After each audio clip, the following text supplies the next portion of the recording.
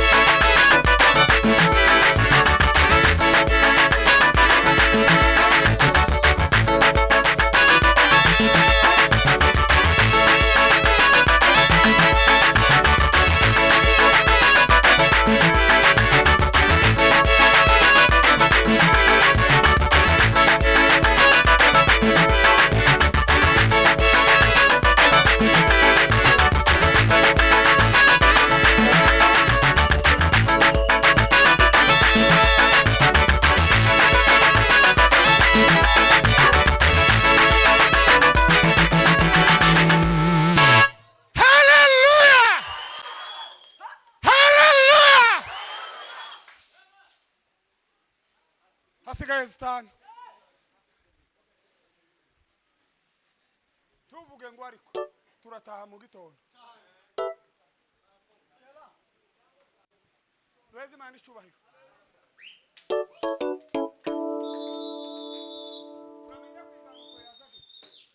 ngaho mwigane kwa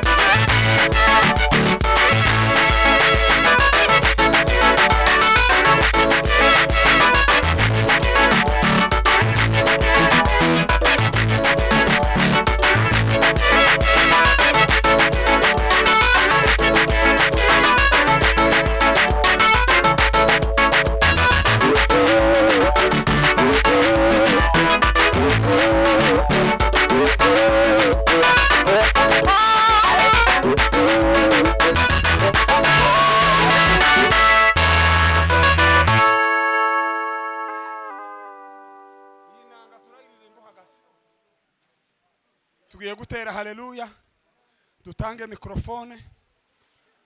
Uko tugira niko tumera. Navuga ngo tubyine buce mu gitondo, navuga ngo basubire babwirize, niwe duheze Imana icyubahiro. Ndio. Abarwayi n'ikintu gisha kibeho. Haleluya. Haleluya. Haleluya. Haleluya. Haleluya. Haleluya. Haleluya. Haleluya.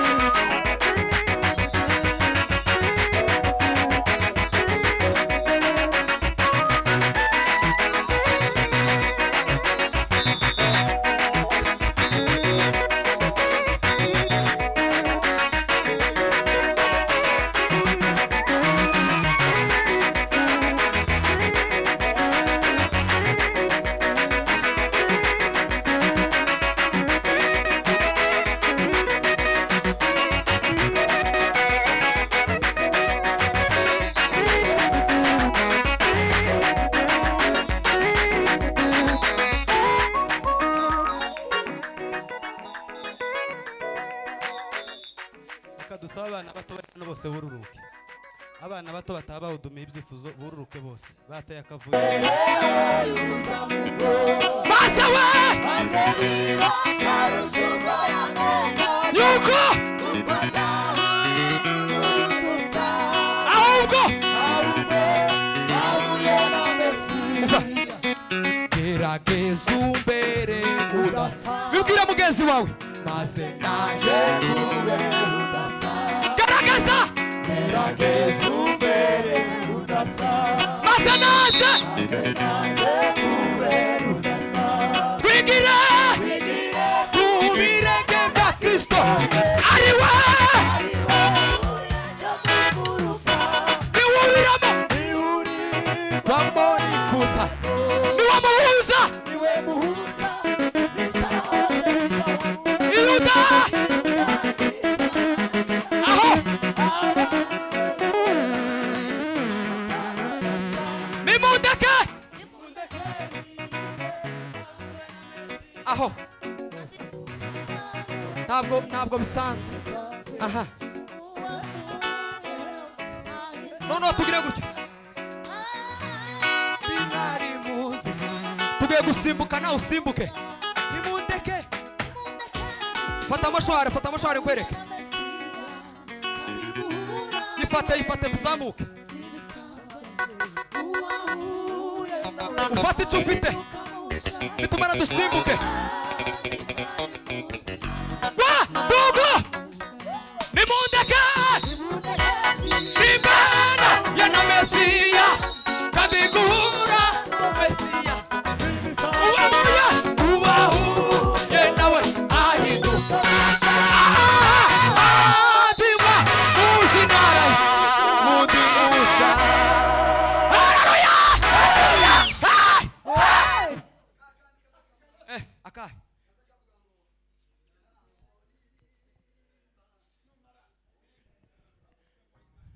Imana ikuri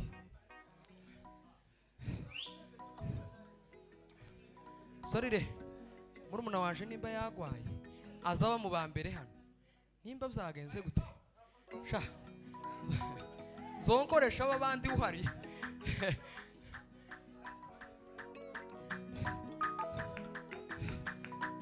gaho ririmba kujya tuba turirimba papa yewe mutima wanje reka nkwibarize ese nawe uramukunda wabasha kubihamya gaho ririmba utereje uru gaho ririmba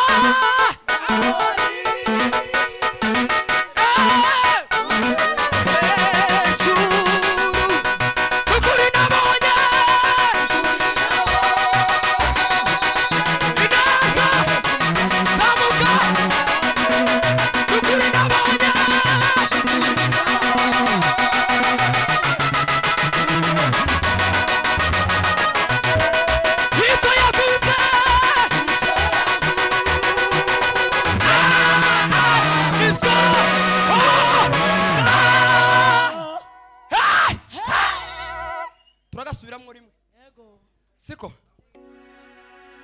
mushakira amazi kabisa turagasubiramo rimwe yewe mutima wanje karame reka nkwibarize yego ese nawe uramukunda cyane wabasha kubihamya yego icyo yavuze icyo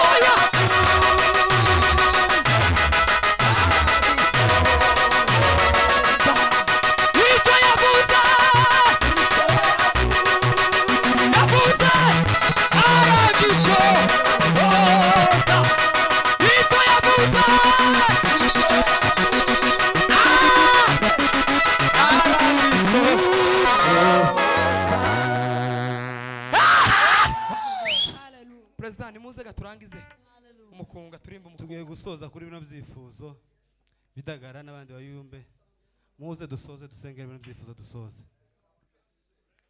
mutambuke mwese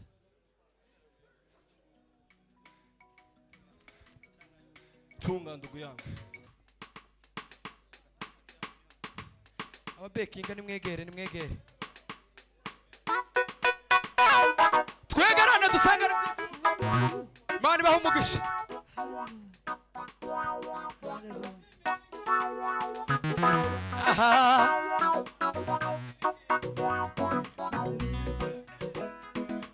Baba we takinanira Imana iyo yizeye byose birashoboka.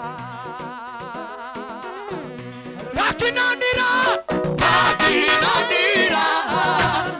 Imana iyo yizeye byose birashoboka. Takinanira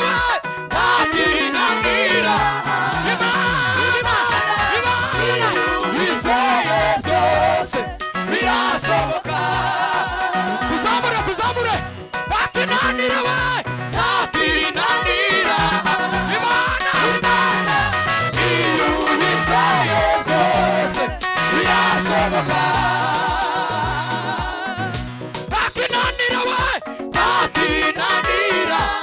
Imana iyo yizeye byose birashoboka.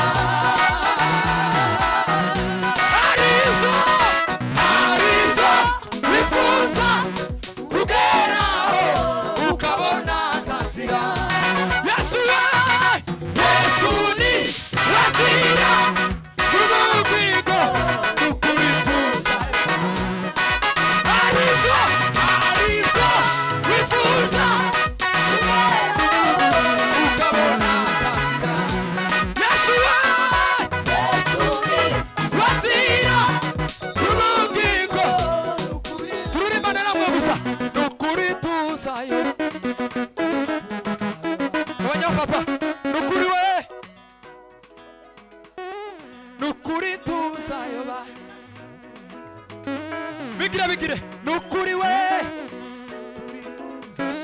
bibwira mugenzi wawe nukuri bimubwire kandi nukuri we bimubwire nukuri we aribyo wifuza kugeraho ukabona akazira. Turemera ibyishimo byuzuye, turemera ibyishimo byuzuye, turemera umunezero byuzuye, turemera umunezero byuzuye, turemera umunezero byuzuye, turemera umunezero byuzuye, turemera ibyishimo byuzuye, turemera umunezero byuzuye, turemera ibyishimo byuzuye, turemera umunezero byuzuye, turemera twese kujya wuzuye, turemera umunezero ibyishimo umunezero aho gabanya mbabwira icyo dukora rero. Komeza ucurange, zamura ino mikoro papa, zamura ino mikoro. Amasaha yanje yo kuririmba arageze kabisa. Naya papa, mwegere hano imbere, mwegere imbere bafite gutarama. None turavuga ngo uturemere ibyishimo uzukubita gutya. Mose nawe wambwira hagarikaho gato nkwereke. Nahora nshaka kuvumba amashimwe y'abandi karebera mu madi z'abandi yasutaro nakubutoni araza azura inyange yapfuye biba indirimbo yarimba kuzageza bituma ugera kwisagu gahunga kanyura mudusezero kandi finda asezera atabarika wapaye. Bwana sifiwe. ngukure mu gasesero urimo mu izina bivuge nawe mu izina nitugera hariya hagasesero nushaka usesere mu ntebe cyangwa uje munsi ya nane nuko tuvuge ngo nahungaga inzira nyabagendwa nkanyura hehe udusesere noneho we ukavemo tuzamura ibiganza by'Imana icyubahiro haleluya we nahorashaga kuvumba amashimwe y'abakarebe bera mu madirishya andi batara Yesu taro araza azura ibyanjye byapfuye indirimbo y'imana iza bituma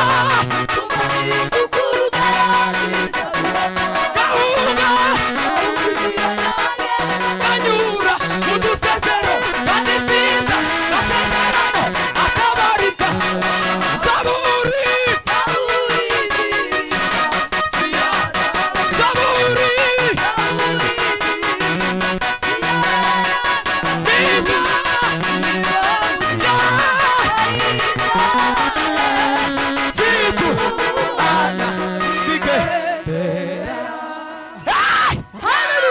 turangiye sebeni tuzotambesha tusubire ngo reve gatoya nimwe nkabasubira hariya gatoya mbereke muhagarike izina gumuhana mbabazi gatoya nimusubire hariya mu bibanza hariya mbereke akantu tugiye gukora gatoya ntimuje kure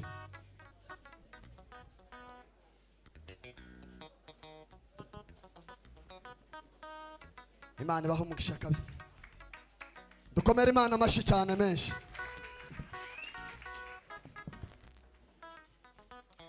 turi kumwe ariko turacyari kumwe mu mwuka tuzamura icyubahiro cy'Imana haleluya amen kutwicaye hano turi kumwe namwe 100%. Bwana sifiwe kandi turataramye twese kandi Imana ikomeje kutugira neza umuyobozi wa gahunda reka musubize umwanya uyu mugabo nk'uririmba nk'indirimbo nka 2 wenyine ari hano twari tubisabye muyobozi nurangizaga nukuramenya ukuntu bigenza muyobozi musubire mu yihe nshobora kuvuga abandi kandi sinza mbishobora ariko iyo nahagarike nanje ntawuzuncamo tuzamura icyubahiro cy'Imana haleluya nico gituma nza nkunda kubaha gahunda z'abandi nuko nanje nza ngendera nkuko iyo nayoboye banyuba Bwana sifiwe sana abe nkuririmba avuga ngo zaburi Bwana sifiwe ngira impungenge iyo ntaramanya n'urubyiruko rungana gutya ngira impungenge nkuko senda muza mujanwa nuko nguko mugasirimba mukanyura namwe nguko mwari mugize hanga ariko ndimutegere ibyo muri Bwana sifiwe sana timubashe gutahura neza ngo mwinjire jewe nza nkunda ngo iyo mbabaza atambutse kuririmba tumuheze tere Bwana sifiwe sana tumwakiraho nta Imana itari hariya mu ntebe turi irahari tuhataramire tunezerwe tube ngabamuha umwanya adutaramishe kandi tugeze mu masaha meza y'igitaramo Bwana sifiwe sana bangusubira uvuge tuzamura ibiganza turebe ko turi kumwe haleluya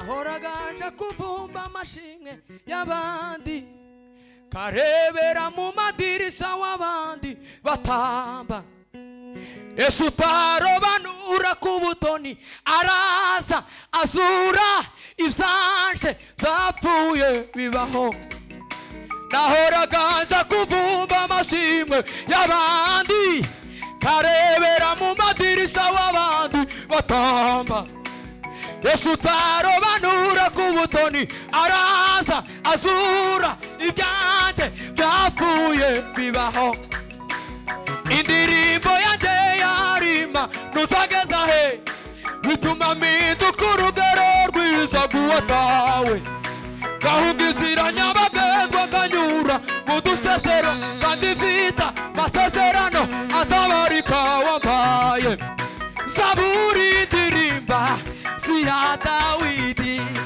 zaburi ndirimba si ya bene Asafu niva mutima ayizanjye mfite ubuhamya bw'igendera tuzamure haleluya Yesu yakongeje itabaza ryanje yimura umwijima umucyo urakaza yampagaritse ku musozi we abijwi ryo kuvuga imirimo ye ndasusuruka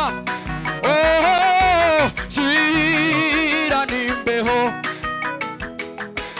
nashagirisha bayo pawe nijuru nashagirisha pawe nijuru nashagirisha pawe nijuru zaburi ndi siya zaburi abanyapapa nifa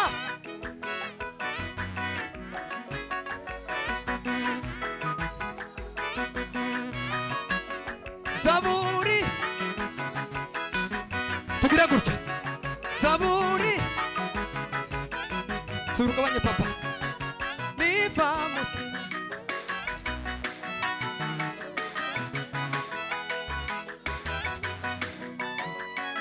zaburi zaburi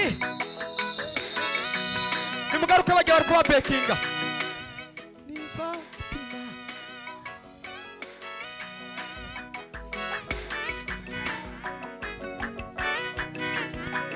rumara ubwoba rutuma ndirimba kubimenya kabanyapapa kubimenya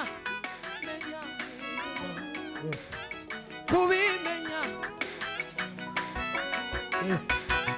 kubimenya kubimenya kubimenya kumanywa daruri misoro misoro amarira gate ayi rugoba kubimenya kubimenya ayi kubimenya ayiwe kubimenya kubimenya tuzamure kumanywa ijoro amarira ayi kubimenya ayi kubimenya kumanywa tuzamure tuzamure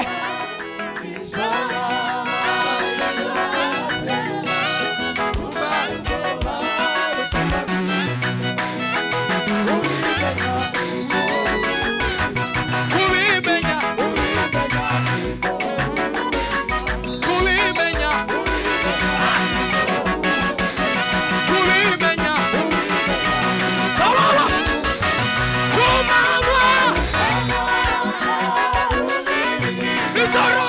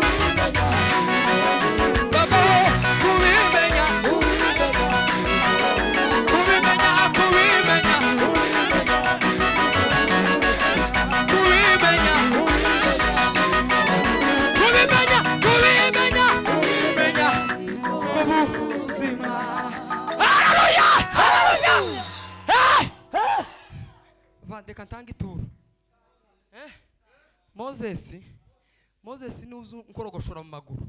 Yeme mubimenye kandi muzobyakirana urukundo. cyane. Abandi bacuranze mubimenye nukuri. Mubyakirane urukundo. Moses azankoraho kumva sinzi. Kandi si cyahandagira ngo. Suko mutabizi murabizi cyane. Ariko tugendanye kenshi na Moses. Imyaka 3 irashize tugendana. Haleluya! Hari ahantu uzangurira amashati yari mu mujyi. Ejo tuzojana sha. Hanyuma muzozana na Faustin. Mwatori yiwunde undi yiwe. Akira ibi nibyanje pastor Ampaye ngo nguhi. Akira. Haleluya. Tugiye gusubiramo. Tuvuge ngo kubimenya nibwo buzima. Icyo mparanira ngoma ya Yesu nifuza kuzaba ubwami butangaje sishidikanya ko kiye kuza muza kwimana nawe. Haleluya haleluya haleluya haleluya haleluya haleluya muza kwimana nawe. Haleluya. Lazaro wibetania wilawa Yesu anafa. Lazaro wibetania wilawa Yesu anafa. Ugaritata wabivuze. Ugaritata wabivuze bizoshika. Kwiriba umusamariyakazi yahinze umushitsi. Ubwo yahuraga n'umuyuda muganirizane. Byari ibintu bidasanzwe. Umuyuda kuvugana n'umusamari. Bakarangwa n'amakimbirane. Uwo wari umwanya mu mibereho. Pepo zane na yake zinavuma ndani yangu, na mawimbi ya wokovu yananitariza sasa. Roho yangu inaimba, imefunguliwa kweli, inakaribia Yesu, inaimba kwa furaha sasa.